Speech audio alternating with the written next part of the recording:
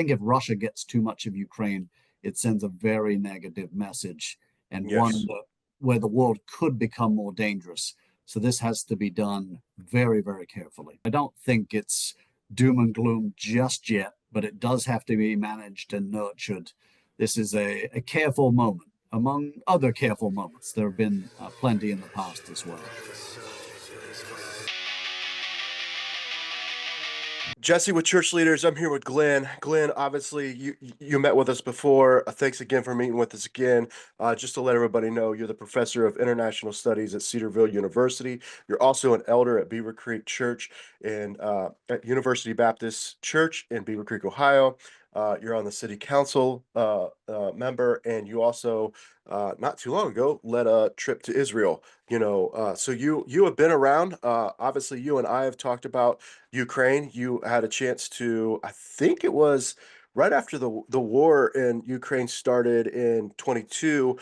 You kind of did a thing at our church. We go to the same church at our church where you kind of did a Q&A and a very informative just surrounding history of what Ukraine did. So I kind of want to do that a little bit this morning. Give our readers and our listeners just and really just kind of to dive into allow the church to say, listen, this is important to watch. Yes, Ukraine is way over there. We're here, but we should, one, be paying attention for our brothers and sisters in the church that is in Ukraine, but also to understand what's going on with our government versus how we're helping them.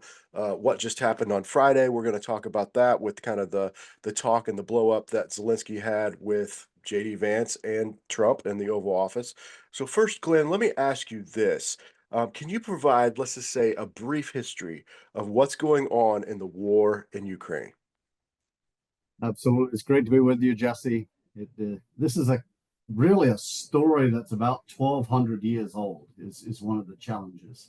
In the 9th century, the cradle of the Russian state started, it was known as Kievan Rus. And that city, Kiev, is now the capital city of Ukraine. And so Russians will often claim, well, this is our heritage, our background. What Russians usually fail to mention is that the Mongols then attacked, Kievan Rus fell apart, and then there was a reconstituted state in the 14th century, the Grand Duchy of Muscovy, that then expanded into what became the Russian Empire, later the Soviet Union, and now today Russia. And significant portions of Ukraine have long been outside of Russia, especially when it was reconstituted as the Grand Duchy of Muscovy. And significant portions of Western Ukraine were long in the Austro-Hungarian Empire as well. So there's a complicated history. When the Soviet Union dissolved in December of 1991, there were 15 countries that were created. Russia was the successor on the UN Security Council, but Ukraine also became independent, and that was recognized. Ukraine also happened to have the third largest stockpile of nuclear weapons in the world, because when the Soviet Union fell apart, a good chunk of them were in Ukraine, Belarus, and Kazakhstan, and Ukraine was actually the third highest stockpile of nuclear weapons behind Russia and the United States. So in 1994, they signed the Budapest Memorandum, not a treaty, but a memorandum to give up the nuclear weapons in exchange for protection of Ukraine's sovereignty. We, the United States, signed it, the United Kingdom, Russia, and the United Nations as well. So theoretically, Ukraine should have its territory, but Russia never saw it that way. There's, again, a long history, especially in the aftermath of major protests in the early 2010s, and the Ukrainian pro-Russian president, Viktor Yanukovych, fleeing to Moscow. There's a lot of story around that because Putin heavily pressured him, and he was also himself signed an association agreement with the European Union, so he was looking to the West as well. Even people in eastern Ukraine that typically are ethnically and linguistically Russian, some have really started looking to the West, to the EU as well. That should be noted. But in the aftermath of the Sochi 2014 Winter Olympics held in Southwest Russia, we have the annexation of Crimea, largely around the important naval port of Sevastopol on the Black Sea, but also aggressive incursions into the oblasts of Donetsk and Luhansk. And really, it stayed there in its aftermath. There was ongoing fighting, but it stayed within the east. Then we have in 2021 major Russian military exercises in the West. Every country has the right to do that. But then those troops stayed from September to October, November, December, January. And then it just looked like, okay, this is building, this is building. Many in the United States warned that war could come back to Europe. This is very dangerous. The CIA went out of its way to release maps and other information to give the American and wider publics information about what was happening. And indeed, February the 24th, 2022, Russia illegally invaded Ukraine. Their foreign minister, Sergei Lavrov, was actually the one that signed the Budapest Memorandum all the way back in 1994. And so this is where it seems like a massive betrayal. Again, it's not a treaty, so we're not bound in the United States. But at the same time, I think a lot of Americans and many others in the West said, we need to rally behind Ukraine because it's a fellow democratic country. I say democratic loosely because Ukraine was inherited from the Soviet Union, which was heavily corrupt. But some have at least tried to really move forward. And there's been a genuine attempt, even if Ukraine is far from perfect and has had ongoing issues of corruption as well. That should be noted too. But that's where it brings us today. Unfortunately, we've hit the 3-year anniversary. Ukraine has very valiantly fought for its territory.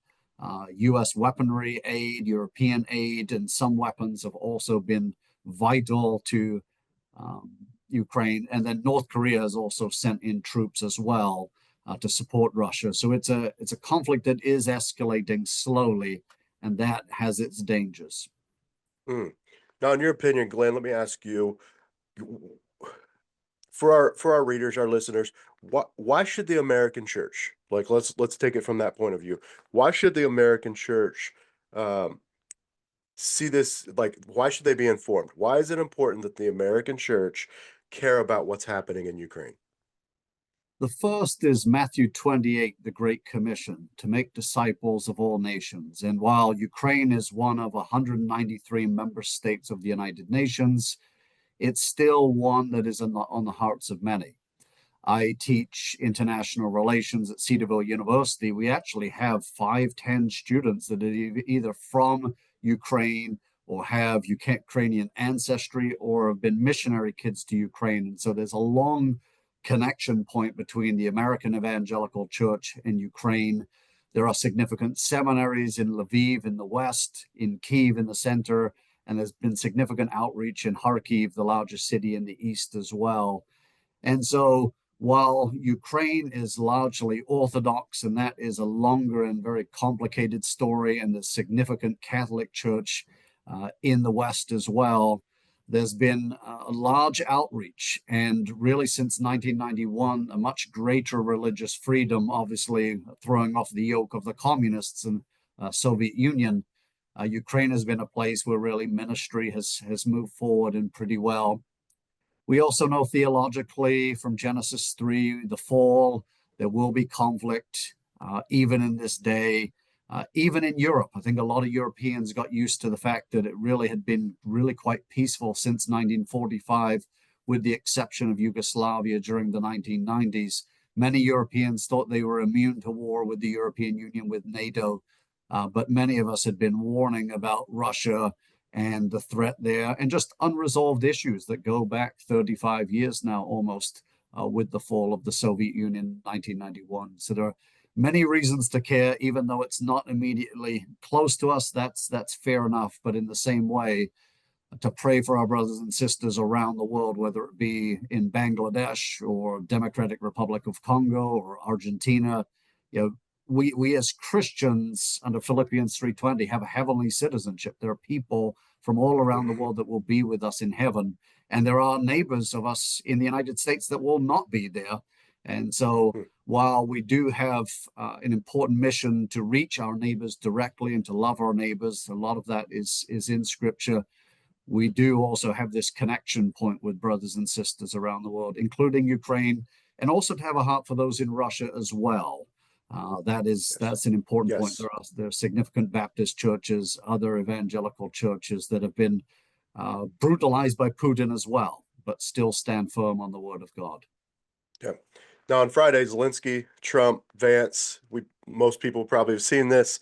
I know you and I have already talked about this. I texted you fairly, right after almost it happened. Like, Cliff, what did you think of this? I was actually walking in. I was at Dallas. I walked in my hotel room and I then saw it happening, and I'm like, what is going on? Like it was on the TV. So Trump, Vance, Zelenskyy got into it. Kind of a shouting match towards the end of, like, let's say, I think it was about 40 minutes long with their time in the Oval Office. It was a live press conference, which they usually do when they have, a foreign leader kind of come in sometimes. And so let me ask you, being a professor of international studies, what did you think of what happened and what went down with that interaction between Trump, Zelenskyy, Vance in that Oval Office? On the one hand, it's extraordinary because it was so contentious and public. That's just very different. Oftentimes, when there are contentious phone calls or meetings, they're generally behind closed doors, out of the view of the public. This one was very public and very animated. Should note that the whole conversation was about 50 minutes in length, and for the first 40 minutes, it was really quite cordial, substantive, but it really descended in the last 10 minutes. I've met JD Vance personally, got along with him very well. He does have this personability, but when you're in politics, you do have to stand firm on some issues. And he's long been probably the most critical senator of Zelenskyy, his approach to the United States, the way he comes in and he argues, just basically pushes Americans to give money. And in the United States, we do have our own level of debt, some $36 trillion. And so a lot of this came down, in my view, to worldview and questions surrounding it. Because for President Trump, the United States is $36 trillion in debt. And we have now given at minimum 120 billion in terms of military and economic aid to Ukraine.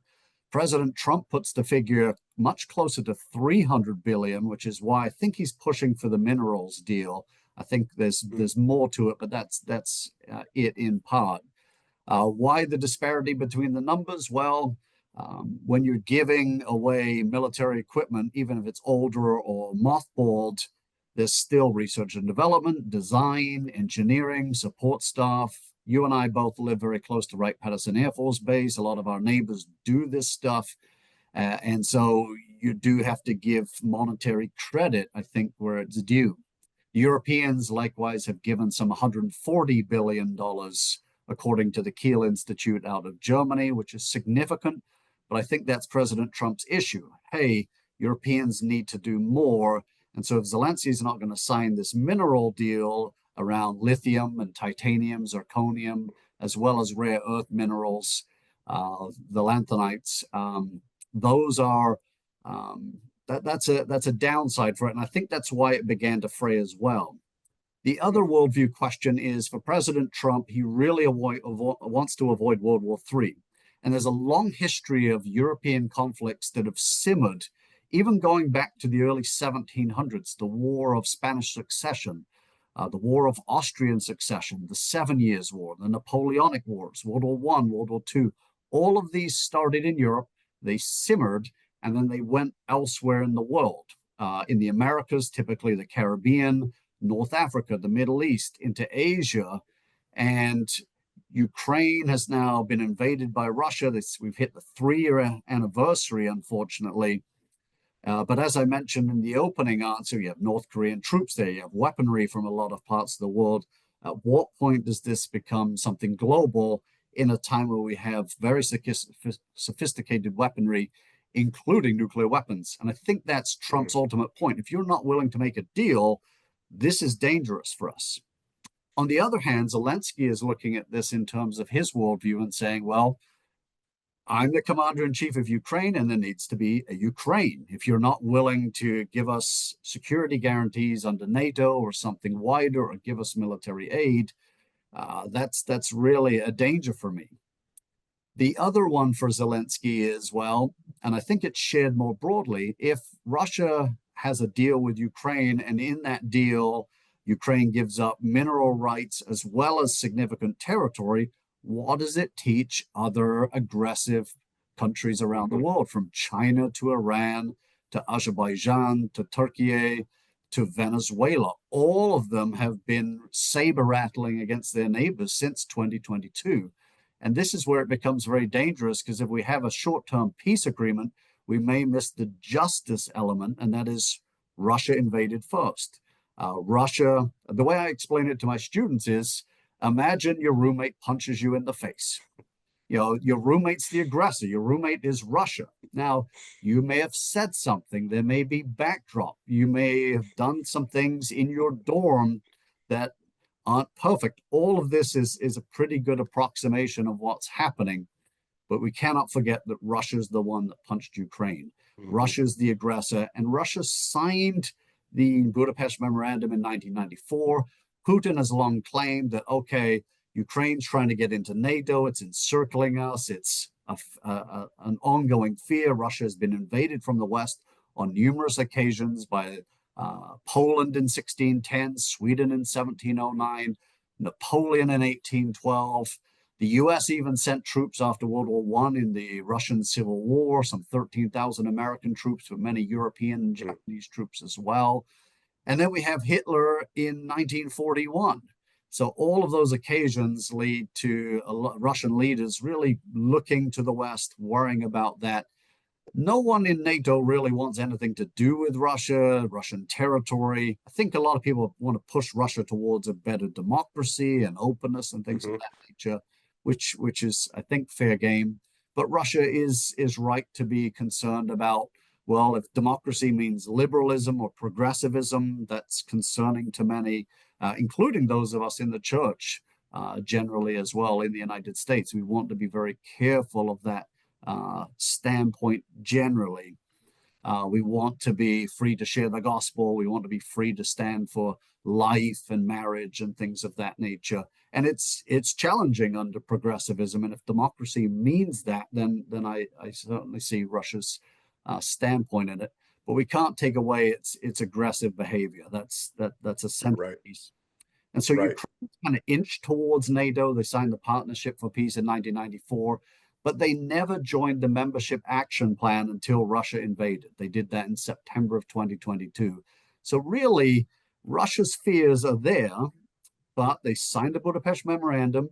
Vladimir Putin 20 years ago said he was fine with Ukraine cozying up to NATO. He has since changed his mind and used it as rationale for his illegal invasion. Right. Well, and let me ask you this, kind of jumping off of that specific thing. I've heard, we've kind of heard Trump, murmur or even kind of say, and he's, we know that Russia was the aggressor. We know that, like you kind of your analogy they're the ones that landed the first punch. But in some of this, it's been a little bit of confusion, because I feel as though that Trump has almost said that he's blamed Ukraine for some of that. What is your kind of take on that, and kind of help us understand, like, is Trump just, and I don't know, is he completely wrong in saying that? Help us understand, why is he even like entertaining that? Because it seems so evident that Russia's the one at fault. Like, but when Trump says that, it's like, okay, I'm almost losing trust in Trump a little bit. Like, come on, man. Like this, help us understand that, is what I'm asking. It is very difficult to understand when you take kind of snippets here and there. And I think Trump has long been too close to Putin in my approximation. But at the same time, Trump is, a lot of it comes from the art of the deal. A lot of it is posturing. And he told that to Zelenskyy in the White House. And I think that's one of the reasons why Zelenskyy got agitated, because he wants Trump to call him a dictator, to say that he's the aggressor, and Trump is trying to bring together a deal. And so what I've learned from President Trump is you've got to give him a bit of time. He'll often say something outlandish here in order to get a deal over here, or to move the goalpost. And while I do see it as historically accurate, I do see it as problematic, What I've learned from Trump is you've got to just give him time to work out the final deal, see where things actually end up landing. It can be very nerve-wracking in the middle. We're going through that right now with tariffs. But generally, in the first term, I mean, I think back to the summer of 2017. On Twitter, he was calling Kim Jong-un all kinds of names. Kim Jong-un was firing back.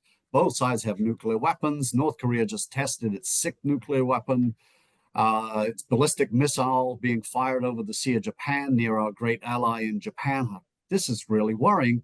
And then the two of them met on two occasions, and Trump even passed into North Korea briefly at the demilitarized zone. It looked like something was really coming together. So we should give it a bit of time. I'm also reminded of in 2018, Trump had a terrible phone call reportedly with the Australian Prime Minister Malcolm Turnbull.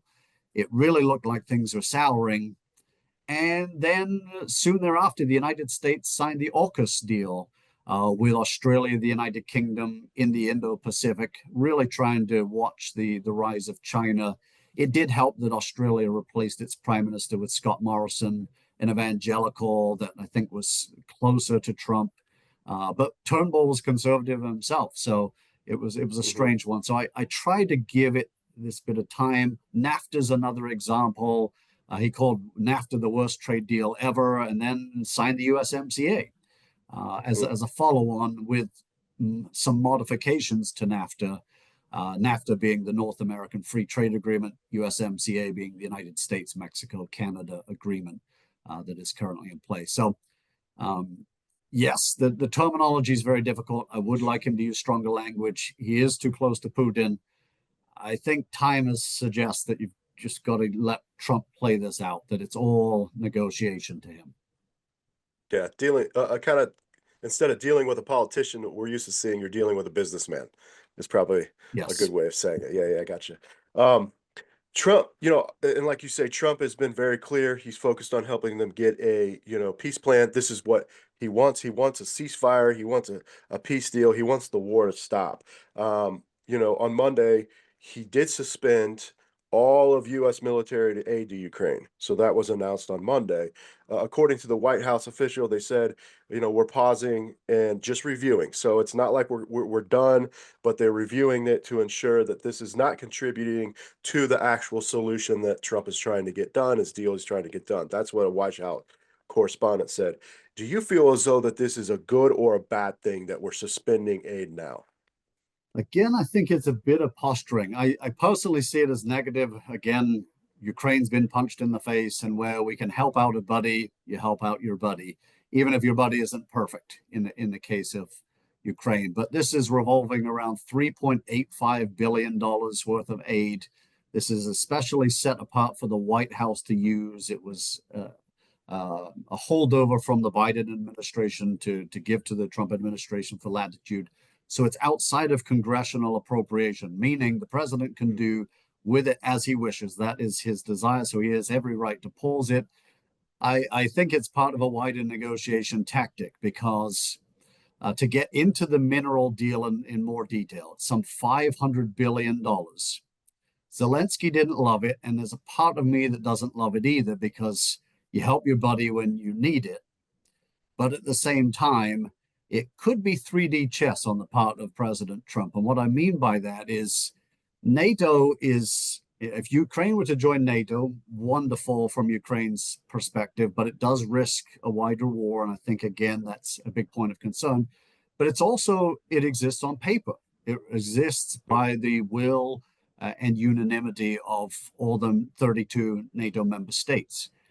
Whereas if the US has economic interests on the ground, and again, there's lithium in the center of the country, there's a lot of titanium and zirconium, especially around Kyiv, to the west, also to the east in Kharkiv, there's some rare earth minerals.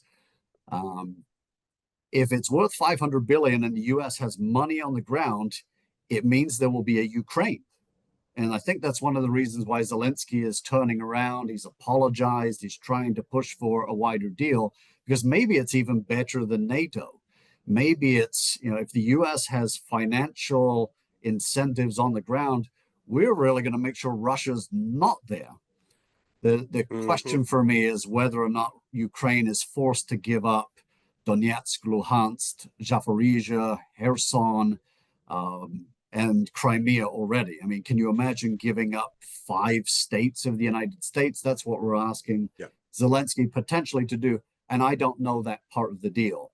But at the same time, this is where the minerals could be really important. I think this is why Zelensky's turning around and Trump's White House pausing aid for now, I think will push Zelensky closer to the table. We'll see. These things can backfire. It's a high stakes game.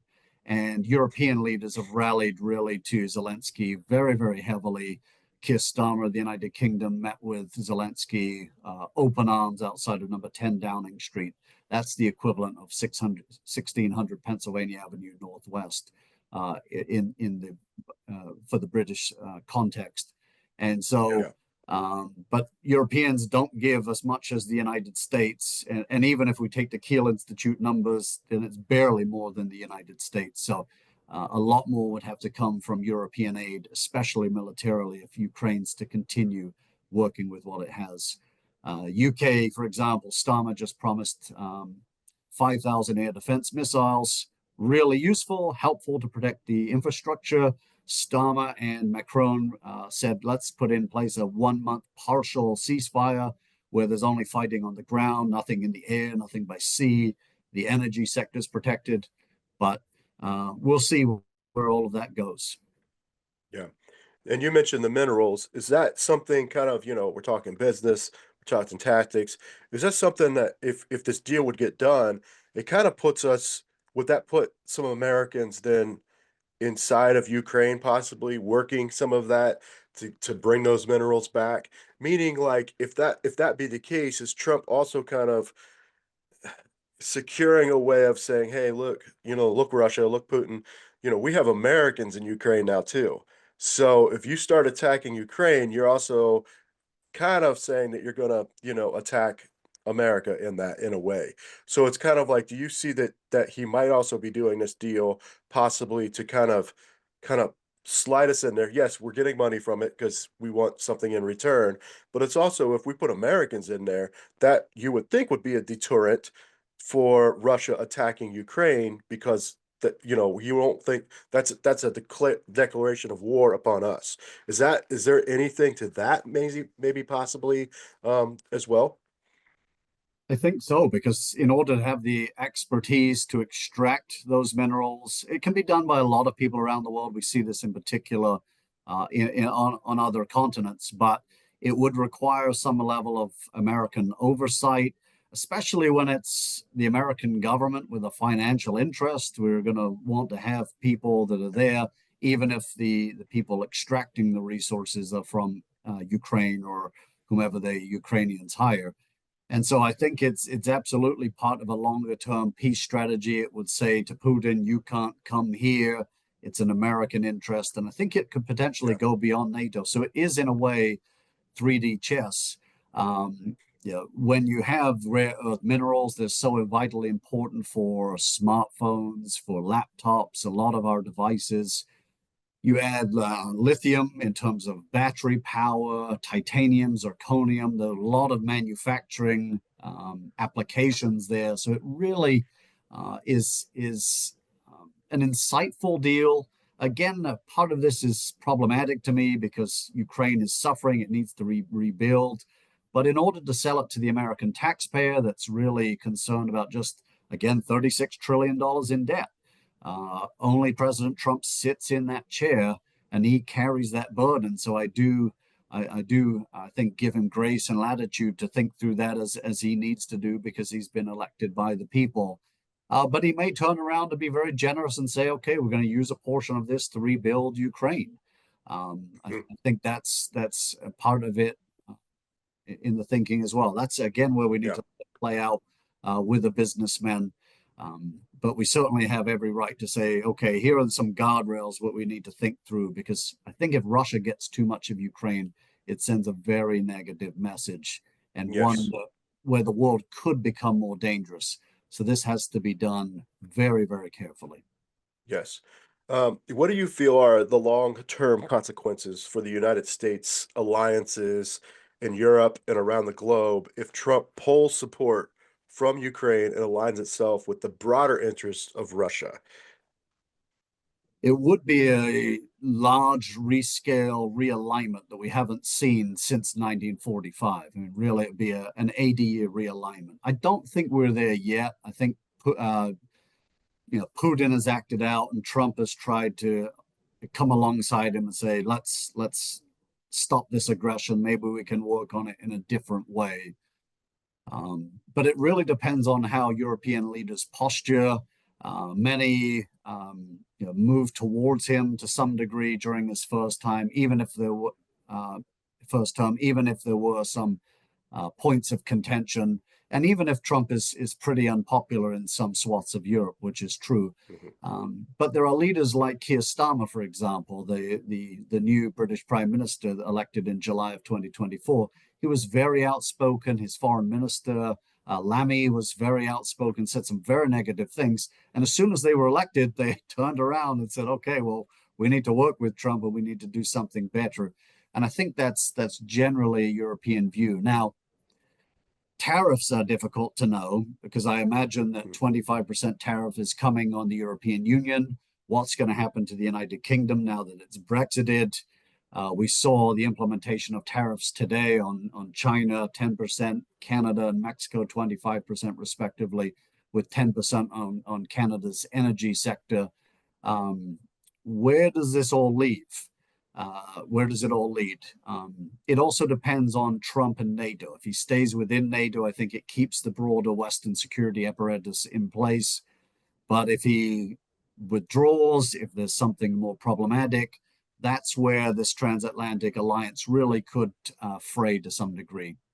It is worth noting that there are some countries in Europe, Poland, Hungary, Slovakia in particular, that have been long close to President Trump, want to remain very, very closely tethered. And there are a lot of different political parties that are not in power that are much more in favor of Trump's positions. And so I don't think it's doom and gloom just yet, but it does have to be managed and nurtured. This is a careful moment among other careful moments. There have been plenty in the past as well. As we wrap up here, one, I just kind of want to say, hey, is there anything that you would like to add to this conversation? Anything that you would say, hey, this is about the war, anything you want to say to the church, concerning what's going on in Ukraine? Like, I just want to kind of give you the floor to say anything that you want to add. Yes, I think we really need to remain very prayerful. We need to lift those up. They're in leadership positions from First Timothy 2. None of us sit in those chairs, and it's very, very difficult. There are also a lot of moving pieces. Think about what we've covered today alone in a little over half an hour, from the debt to the economy to minerals to conflict to trade deals. And we're really kind of scratching the surface because there's so much more under President Trump's latitude that's for Congress, for Zelenskyy, for a lot of different leaders as well. But it's a dangerous moment. It should remind us that in a Genesis 3 and fallen world, that conflict remains. It should be expected by us. How can we manage it? How can we be Matthew 5:9 peacemakers in the world? And to always bear in mind the Great Commission, because conversations like this one are important. We can become so focused on the gospel and the gospel alone, but oftentimes people want to know how you engage with culture, how you think through politically, where you stand. And that can be a hindrance to the gospel if you just don't take an opinion, if you don't have things. Yeah. So as Christians, let's be reading, studying. I think podcasts like this, but Christian radio across the United States and other countries has been amazing in terms of covering stories like this and many others that typically are not covered by the mainstream media. So let's keep having our conversations. Let's open our news device or newspaper over here. Let's open our Bible over there, and let's look at both of them. And that's where I think we have to call a spade a spade. Russia attacked Ukraine. We have to look at the open aggression of things like that and tell the truth with it. But also note that there's context and nuance. And sometimes, as a world leader, negotiations must happen with recalcitrant other world leaders. And I think that's in part what's happening here. So being prayerful for a return to peace, justice for us as Christians, a biblical justice is very, very important. We have to think through that. Especially when it comes to land and people living in land that would all of a sudden be given to another country that has dangers to it. And let us be mindful of whom we serve, the Lord Jesus Christ. It's good. Appreciate you, Glenn. Always an honor. Thank you for carving out time today. My pleasure. Thank you so much for having me.